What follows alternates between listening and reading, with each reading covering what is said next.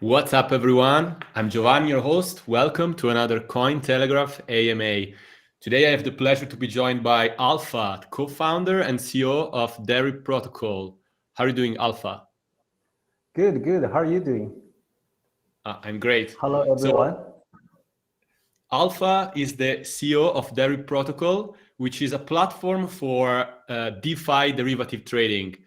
So today we're going to talk about this project, and we're going to ask Alpha to answer all the questions that you have. So for the audience, don't forget to write questions in the chat, and I will be asking Alpha about it. So also, before we start, I want to remind our audience to like and subscribe to our channel if they haven't done it yet.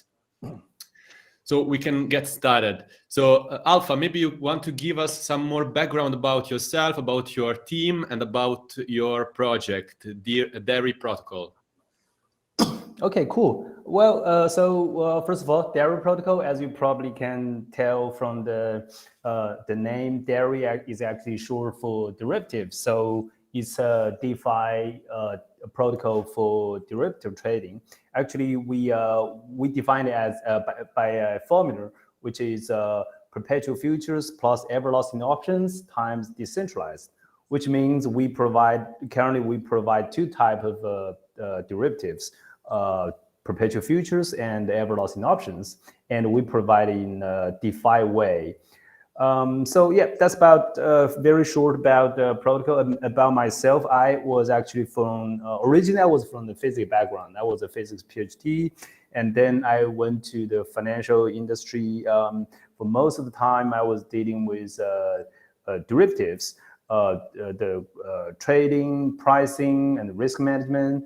So on and on. So several years ago, I went to the crypto world, started from the crypto hedge fund. Then we found this the pretty exciting world of DeFi. That's when we started to build our own DeFi apps. That's where Deri Protocol started. And my team is, I would say, it's a pretty elite team with top experts of finance, math, and computer science. And we have a background like my background from the financial industry, or like people from the internet industry and financial industry, so on and on. And we have both in-depth experience from quantitative finance and also smart contract development. So yeah, I guess that's very short. That's a very brief introduction for us. Maybe we can get into go ahead. Yeah, of course, we're gonna dive deeper into most of the topics that you mentioned. But first of all, I want to get the main issue here clear. So you said that Deri is dealing with derivative trading. So derivatives market are a huge market in cryptocurrencies, and I'm sure that a lot of our viewers are interested in this market. So please don't hesitate to ask questions if you have. First, I would like to address the fact that Deri is introducing derivative trading using DeFi. So exactly. What is the point of using DeFi in derivative trading? We know that there are centralized exchanges, for example, that deal with derivative trading. What is better in having it in DeFi than in traditional exchanges? What's the point of it? Yeah, that's a very good question, and that's the reason why we started this. Actually, I used to describe Deri Protocol as a Uniswap style BitMEX. So BitMEX is just one example for the centralized exchange, right? But we are actually providing something that BitMEX provides, but through a way that's the same as Uniswap does. Well, there's nothing wrong about what BitMEX does. It's just that for DeFi, we are building a financial system on the blockchain, and you just cannot trade the decentralized exchange derivatives from the blockchain, right? So let's say you want to do something within Ethereum, and you want to hold a derivative, you want to hold a futures of Bitcoin. You just cannot go to trade on BitMEX. It has to be this has to be something that you do on Ethereum right here, right on the blockchain, right? So that's the actually primary reason that we do this in a DeFi way. But that being said, there are some advantages that we have here that makes our solution that's better than the traditional centralized solutions. For example, we offer what we call extreme capital efficiency. And one of the examples is that we support multiple base tokens to post as margin to trade. And for that, you, for example, on BSC, when you trade the futures of Bitcoin, you can deposit either BUSD or BNB or Cake, and we're adding more as the margin. So this is not something that you could easily do in a centralized exchange. So basically, so that's the basic reason why we do this, why we provide this derivative solution in the DeFi way. Mm-hmm. Okay, so basically, Deri provides with an organical, fully on-chain solution to derivative trading. Exactly. And as far as I understand, you have two main products that are these perpetual futures and everlasting options as your core products that you're offering on your platform. Yes. So now, of course, we're gonna go through them one by one. We know about perpetual futures. I think that a lot of people in the audience also have heard about them, but probably it's better if we remind our audience what perpetual futures are and introduce a very new concept, which is the concept of everlasting options. So would you mind to go through these two types of products and what are the main differences between the two? Yeah, actually, it could make things clear if we compare the two. Actually, both the perpetual futures and everlasting options belongs to this funding fee-based perpetual derivative family. Okay, so that means. So what does that mean? So what does the funding fee-based perpetual derivatives mean? It means it is a kind of derivatives for which you pay the funding fee to maintain the position. So it doesn't have an expiration, just like the regular futures or options.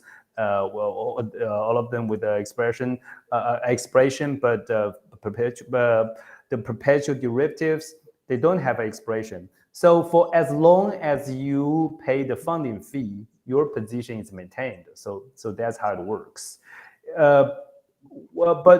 But for every specific type of such funding fee-based perpetual derivative, it has a payoff function that's defined, that's linked to the derivative, and that is where the perpetual futures and everlasting options, they're different from each other. So their payoff function is different. For perpetual futures, it's a linear payoff, right? So basically, let's say you are long a perpetual futures, then of Bitcoin. Then when Bitcoin goes up, then you make money. Bitcoin goes down, you lose money. So that's what a linear payoff function means. But for the case of everlasting options, it's not like that. It's not linear. The payoff function is defined so that let's still say you are long a everlasting call option, then the payoff function makes you when Bitcoin goes up, you make money. When Bitcoin goes down, you don't lose money. So that is how the payoff function is defined, and that's in the core of this everlasting option, and that's how it's different from the perpetual futures. Okay, the way you described it, it seems super exciting, like a way where you have just upside potential without downside risks.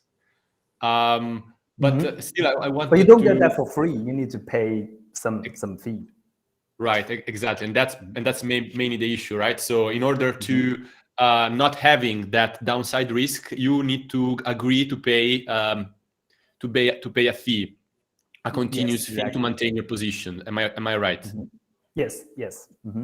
Exactly. Yeah. So to remind our audience, so in both, so to make them understand better, the perpetual futures and everlasting options are special in the sense that they don't have this expiration moment that kind of characterizes other options and future contracts. So you can hold your position anytime, as long as you want. As long as you want. As long as you, depending on your position, you might need to pay a fee in order to maintain that position. Yes. So we're gonna of course make this concept a bit clearer later when you're gonna show us how actually to concretely buy those options, and you're gonna make some concrete examples. Yes. But first, I wanted to address a concrete. Actually, I think that you could actually show us now the concrete examples, if you want. So let's consider two different cases. One in which you buy a call option, and another one where you buy a put option. And let's go through both cases. Actually, So there, as you mentioned, there are two basic types of options, right? Call and put. Actually, I think I can make two examples. One is to buy a call. Let's say one to buy a put, the other to short a call, right? So one from the long side, the other from the short side. Yes. So buying a put is a very typical use case of option. Let's say you have some Bitcoin. You have some Bitcoin, but you don't want to bear the risk of a Bitcoin going down below, let's say, 40K. And then one thing that you can do is you can buy a put with strike at a 40K. Then you are protected against the risk of Bitcoin goes below 40K. As for how to do that, let me share the screen. I just click this button, right? How do I do? Window. Okay, let me share this screen. Can you see my screen? Yes, we can see it. Okay. Yeah, so this is the real live website. So this is where you do it. If you go to this, actually you don't. If you go to Deri Finance, you click options, you can go to this interface. So right now, actually, I already have some. Yeah, because I tried this out before, so already have some. I have like a few $100. Deposit into this position as a margin. But if you don't have, so you can first thing you can do is deposit some so because this is on BSC, so the Binance Smart Chain, we use the BUSD as the base token. So first thing you can do is you can add some BUSD as the margin. Then you will have something here in your margin account. The next thing is that you can let's then we can go to buy this put option. As you can see, currently we actually today's day we launched this, so this is very fresh. We have options for both Bitcoin and for Ethereum, right? For Bitcoin, currently we offer the 40,000 strike. This is strike, meaning this the protection price is 40,000, and this is a strike at 50,000, 50K, and this is a put and this is a call. P for put and C for call.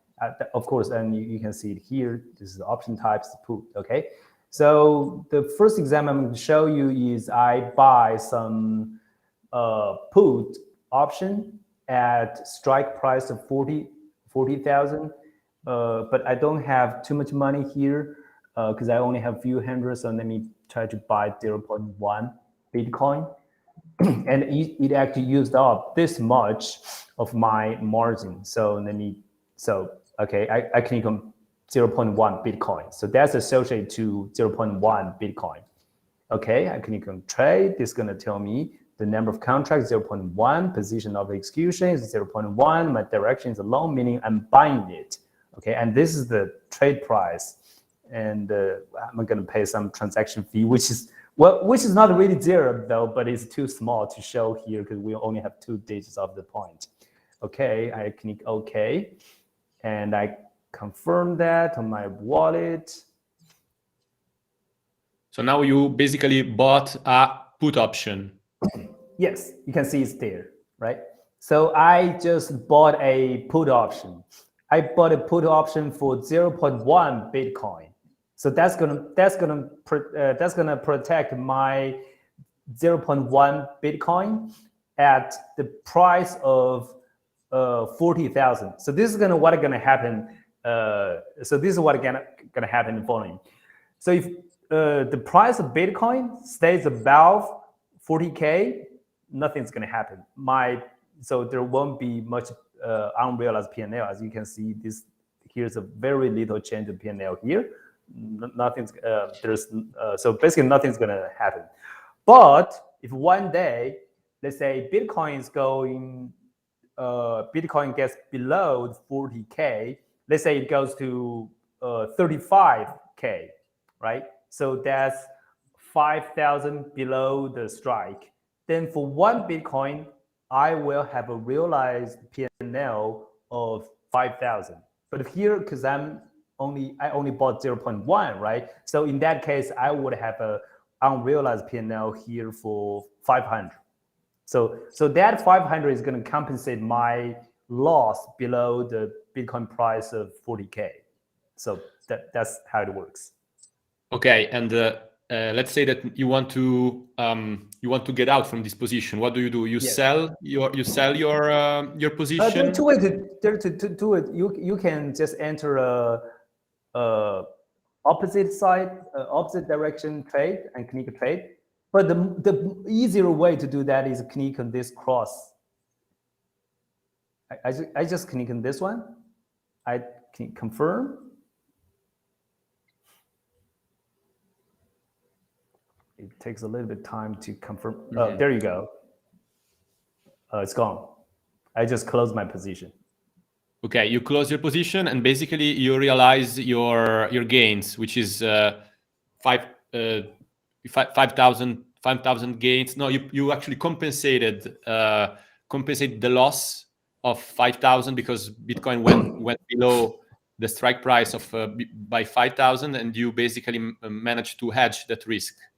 Yes, let's say because just now the Bitcoin price didn't really change, right? Let's say if the Bitcoin price changed to, let's say it went to 35K, right? For the minute after I bought this put option, then I would have an unrealized P&L of 500 here because I only bought 0.1 for 0.1 BTC, right? So that's my unrealized P&L is going to be 500. Right. If I connect this cross here, I would turn that unrealized P&L into a realized P&L. Then I would have 500 profit. Okay, cool. So now I would like to see the other another example. The other side. But before we go to the call option example, let's see if we can answer some questions from the audience. Okay, cool. So Jiju is asking, how's the disequilibrium funding for options calculated? Will it make long option receive money? Not sure this question is clear to you. Actually, actually that's an interesting question because by the naming disequilibrium funding, I think this is a terminology from one of the earlier versions of our everlasting options. Actually, right now we don't have that disequilibrium funding anymore. Right now, it's only just one funding. Okay. But as for your question, will it make long option receive money? Theoretically, it will not. But in reality, it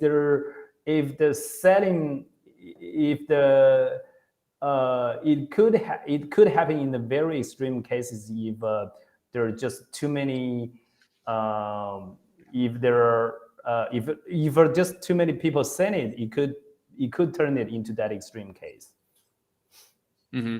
Even though it doesn't make sense. Mm-hmm. Just wanted to remind our audience that, as you said, today you launched the first examples of everlasting options. So you have two main markets for everlasting options, one for Ethereum and one for Bitcoin.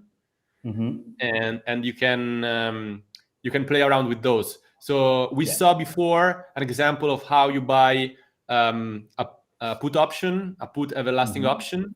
Now let's see how and what is the strategy for buying a call option.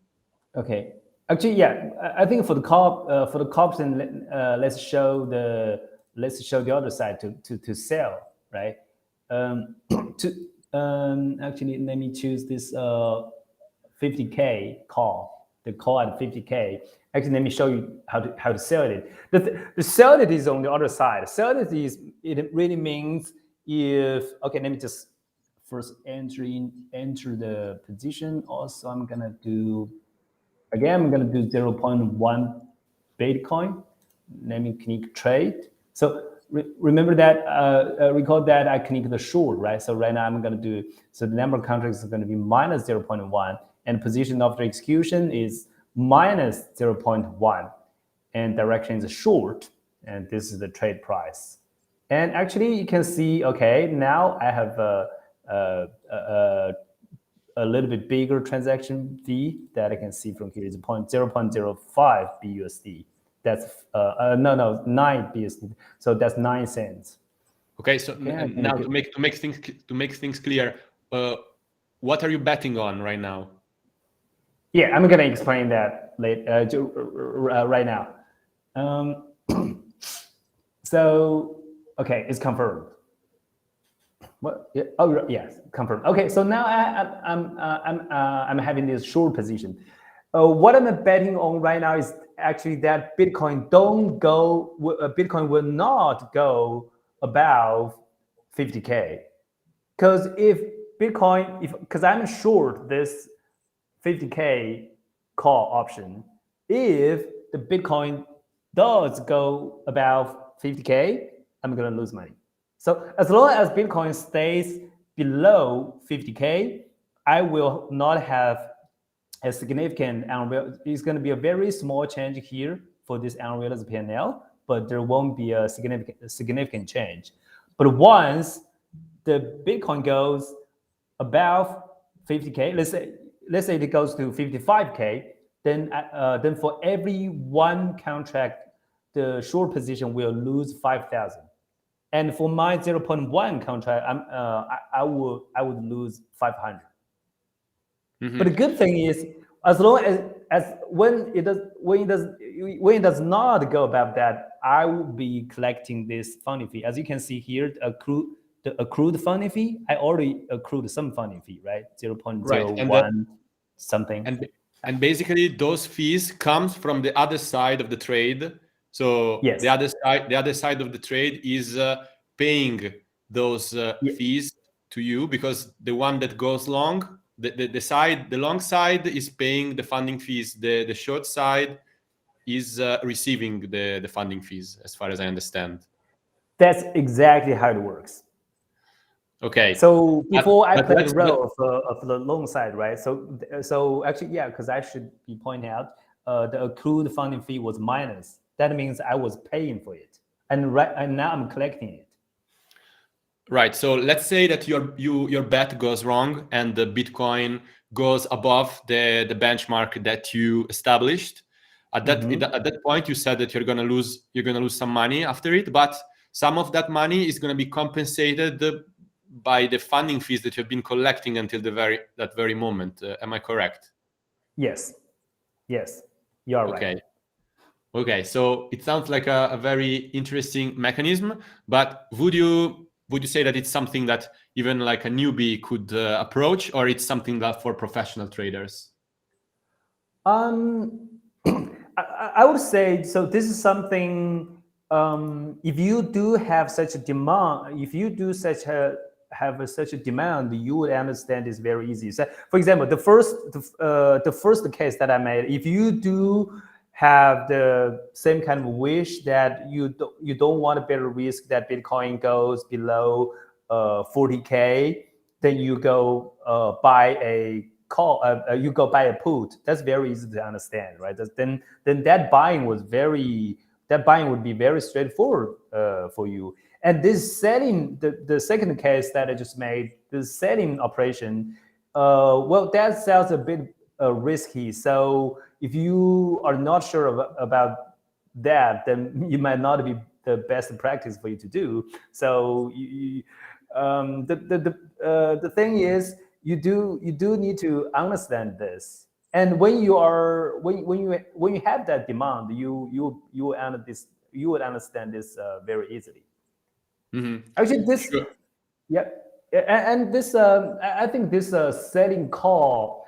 If I put this case in another scenario, it would be more easy to understand. Let's say you want to sell your Bitcoin. You want to sell your Bitcoin at 50K, and then normally what you do is you just wait Bitcoin to go to the price, let's say 50K, right? And then you sell it, right? That's the regular way to do.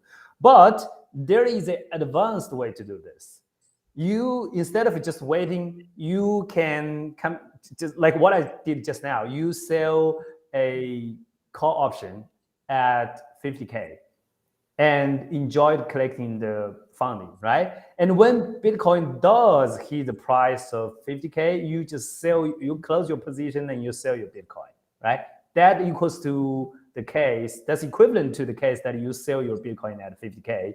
But what's good about this is before Bitcoin hits the price of 50K, you collect all the funding fees. That's an extra income, right? Right, you're right. That's very fascinating. So a lot of people that are not patient enough to see Bitcoin price going up, this is basically a very interesting way to receive some passive income using derivatives. Yeah, exactly. Okay, that's cool. That's cool. So I guess that for people that want to understand better this mechanism, I would say that a good place where to go is on the Medium account of Deri. There is a very interesting page where they can check for separate examples, for separate strategies of how to trade everlasting options. But also, I want to mention the fact that this everlasting option concept was introduced for the first time, as far as I know, this year in a paper by Sam Bankman-Fried and another gentleman called White, if I'm not mistaken. Yes. Yeah. Yes. So those we could say that they introduced this concept for the very first time, right? Yes, in the May of this year, 3 months ago. Right.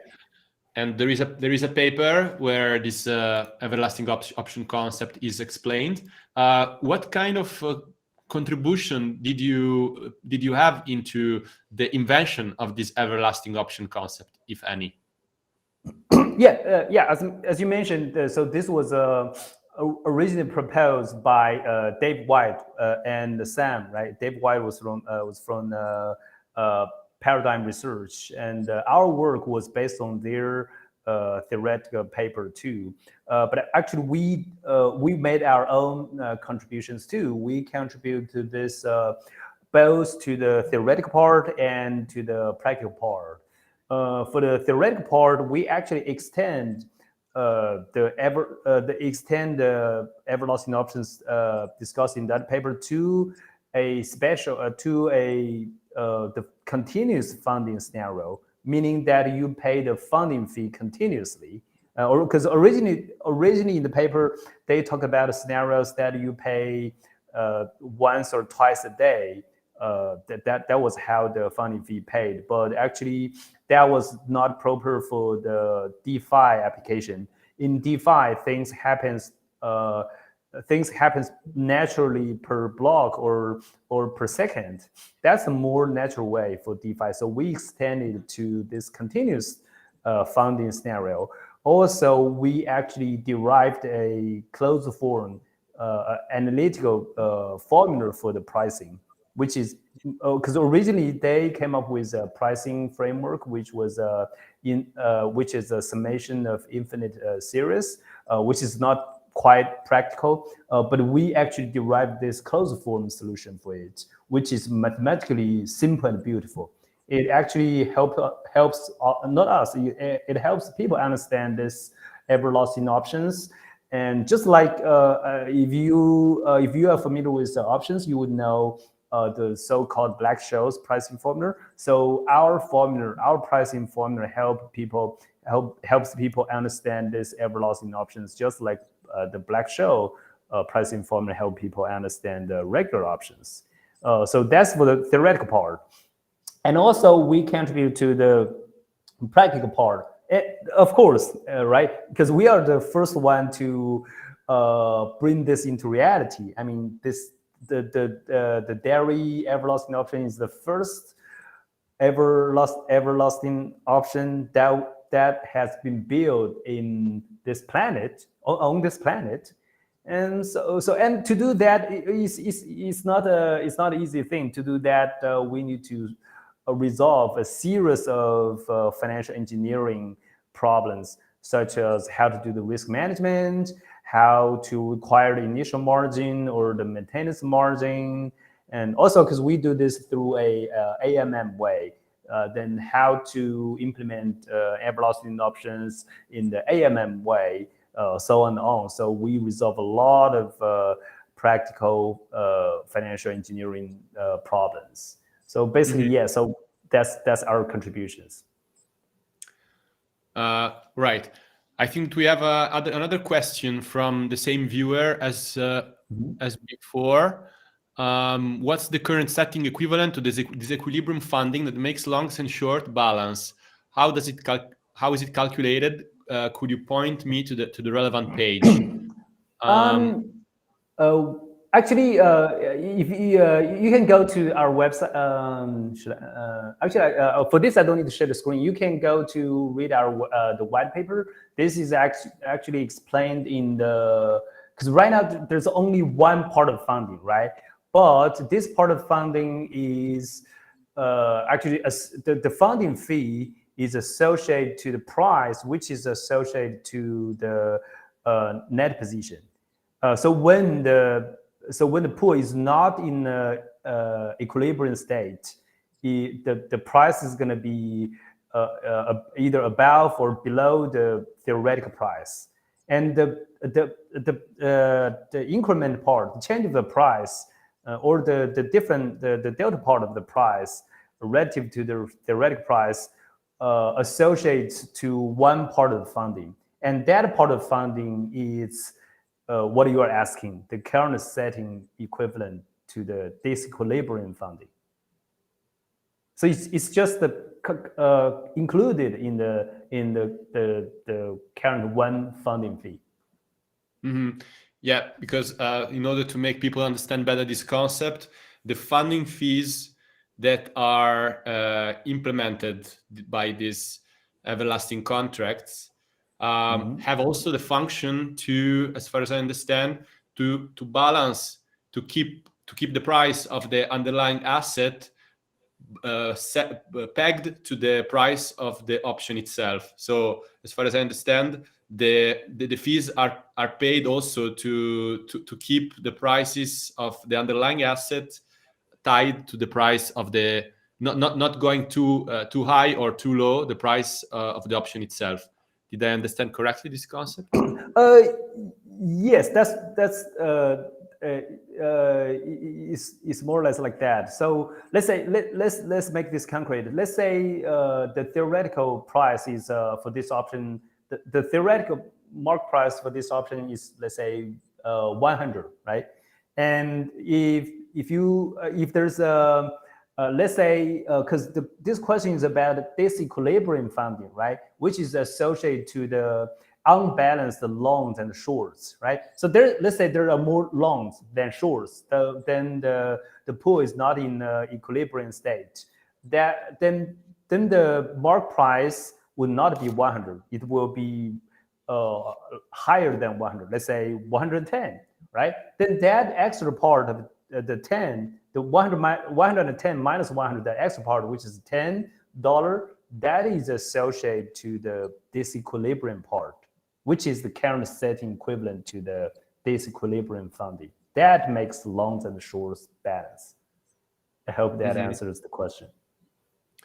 Right, and now I would like to address another question which I have. So we know that Deri is a platform using DeFi, so it's fully on chain, and this concept of everlasting options and are I mean, as you said, it's the first example on your platform. It's the very first concrete on example our platform. of everlasting options. I mean, on our planet, that was a on our planet, exactly. But do you think that this everlasting option could also be used in a not off-chain environment, or they need to be on-chain to work? It doesn't have to be. It could be implemented by the centralized exchange too. Okay. But yeah, but so what is the on-chain with the DeFi? Yeah, go ahead. No, I just wanted to ask you if this concept can also be used in a decentralized way. So what is the incentive of having it on DeFi and on blockchain? Well, but the way we do this is the AMM way. So that's a very easy way to start this from zero, right? So if you do this in a centralized exchange way, then you would, first of all, first thing is you need to gather together a number of like market makers and train, like for them all to understand how this thing works, especially how the pricing works, and so that's a whole bunch of stuffs. But the AMM way, that because the AMM is something that's more that's kind of original, genuine in the DeFi world, right? The AMM approach makes this thing happen naturally and easily. Right. Yeah. I mean, I guess the point is always bypassing these middlemen, these unnecessary actors that need to be involved if you want to do things in a centralized manner. So that's exactly the whole point. That's the whole point of DeFi. So now I would like to just address again our audience. Just continue asking questions, because this is about the future of derivative trading. So it's a very exciting aspect of our industry. What I want to ask you now is, like, I know that when you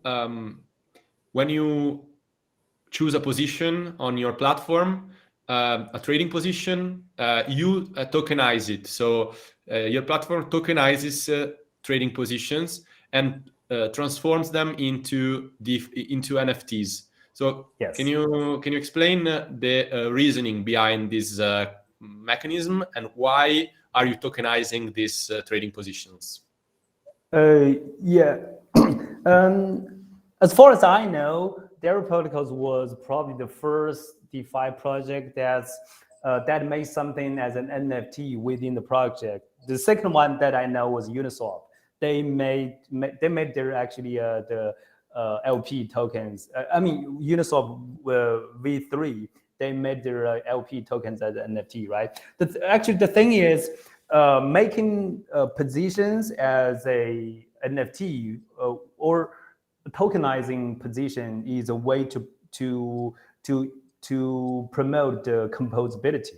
What does that mean? It means let's say another DeFi project, app, they would like to hold some. They would like to hold some derivatives within their project, within their smart contract. Then it would be very easily, extremely convenient for them to hold this NFT, the position NFT, right? You can imagine, let's say if this is some structural product, it's very common to see that structural product using a derivative as part of the constituents, right? So if they want to, let's say they want to hedge their Bitcoin, hedge their risk of Bitcoin going down to below 40K. They want to just want to buy a put option, the everlasting put option. But I'm talking about a smart contract doing this. Okay, then it's very easy for that smart contract to hold this the position token, the NFT, in its own smart contract. So that's extremely convenient for other DeFi projects to do this. Right. I was just curious because NFTs are this kind of guarantees of uniqueness, of irreplaceability. So I was wondering why you need to make It's one an of these NFT. trading positions unique, like a piece of art, like an NFT. That's what I was wondering. Oh, well, the thing is, it's not like we want this to be unique, right? It's simply because your position is unique. So let's say you bought some everlasting options at some price with some margin, and I had my position. Your position and my position would not be fungible. They are unique just as they are. So they have to be NFT. Naturally. Yeah, right. It makes sense. It makes sense. So moving forward, I want to make sure that the audience understand the function of your native token, the Deri token. So what kind of role does it play within your ecosystem and within this system of derivative trading? What kind of role does this Deri token play? Right, it serves as several roles. First of all, is governance token, as most of the DeFi protocol tokens does, right? And also it plays some of the roles that what we call it as a privilege token. So this is not fully implemented yet, but going forward, there are in some circumstances there are some thing that you do within the Deri Protocol system. The thing you can do is actually privilege, and whenever there's a privilege, we are to grant that privilege by your holding of Deri token. And so let's say this is something that we are to implement in the future. Let's say liquidating a position. Right now, this is just completely open, and anybody can do it. But it's actually it comes with a benefit because you can make money from that. Then we can make this a privilege. Then you have to hold Deri to do that. And so that's also part of the roles that the Deri tokens play in the Deri ecosystem. And also, actually, 20% of the transaction fee would be used to buy Deri and burn. That's also some of the value base of the token. Mm-hmm. Okay, so if I well understand, it's mainly a system for incentives to give incentives to, for example, I heard that there are other roles played in your ecosystem, which is the role of the liquidators and the role of the arbitrageurs. So yes. Can you maybe go through these two different roles and explain how they work? Okay, yeah. Arbitrageurs are just some special kinds of traders in the ecosystem. And there are arbitrages both for the perpetual futures and for everlasting options, but it's probably easier to explain because everlasting options is a little bit more complicated. Then it's probably easier to explain the arbitrage for the case of perpetual futures. So for the perpetual futures, the funding fee is simpler than the everlasting options. Is associated to the net positions, meaning it's defined in a way that the majority side needs to pay the minority side funding fee. For example, if there are just too many people that go long the perpetual futures of Bitcoin, and there are few people shorted, and then the long positions will need to pay a funding fee to the short positions. Then that creates a very straightforward and natural arbitrage opportunity, right? You can just go to take the short side. You go short the Bitcoin here to collect the funding fee, but because you are short Bitcoin here, right? So you might want to hedge your short position somewhere else, let's say in a centralized exchange or other exchange. Then as long as your short position is hedged, then you're neutral to the market risk.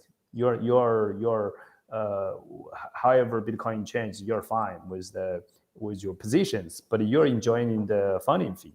So that's how you do arbitrage with Deri Protocol. Mm. And what about the liquidators? Liquidator, okay. Liquidator is because as you know, Bitcoin, not Bitcoin, the blockchain. Blockchain is a passive state machine, right? It just cannot do anything from its own initiative. Meaning the blockchain itself cannot do anything. It cannot take initiative to do anything actively, right? So anything has to be initialized from outside. Then this creates a problem is when let's say my position is underwater, meaning it's under margins.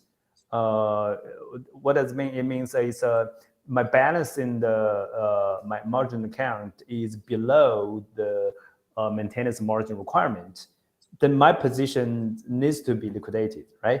But the blockchain cannot do this. So somebody has to pay the gas to do this. Then that's where the liquidators come in. So the liquidator would pay the gas, take the initiative to liquidate such positions. But why the liquidator would do this is because when the position is liquidated, it still has some leftover there, right? The remaining value of the position, some leftover. It's not zero. It's close to zero, but it's not zero. So when you liquidate the position, you share part of that remaining value.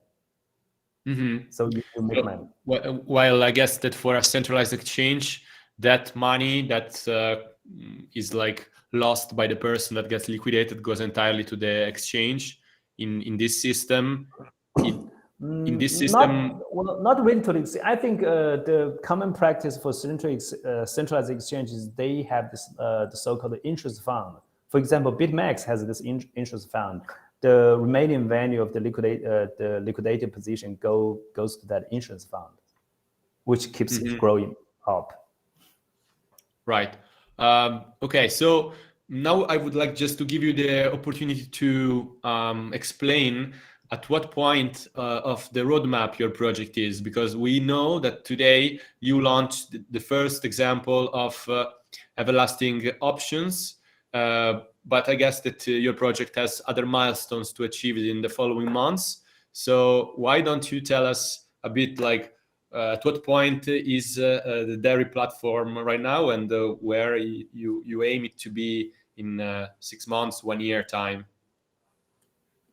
6 months, 1 year time. Wow, that's a sort of a long in the DeFi world, right? Because we change the DeFi world is so exciting, change so fast. I think in 6 months, our goal is to make the Deri derivatives, which currently means the perpetual futures and everlasting options, as a part of as an important part of the DeFi infrastructure. Any advanced or a mature financial system would have derivatives as as if it's core part of the infrastructure, right? And actually, and the futures and options are the two most important derivatives. So right now, the DeFi, the whole DeFi thing is, I think, it's still in its early stage, because the relatively mature sector are only like either lend and borrow projects like Compound RV, or it's DEX like Uniswap, SushiSwap, those kind of things. And so that's of course very important, but it's very basic. And for a advanced or complete financial system, I think derivative is one of the core parts, because finance is to deal with risk, and derivative is the most important tool to deal with the risk that the human being have ever invented. And that's what we're doing here. So our mission is to facilitate people to trade risk exposures on chain precisely and capital efficiently. I hope in 6 months, people can do that very easily within the DeFi world using Deri Protocol.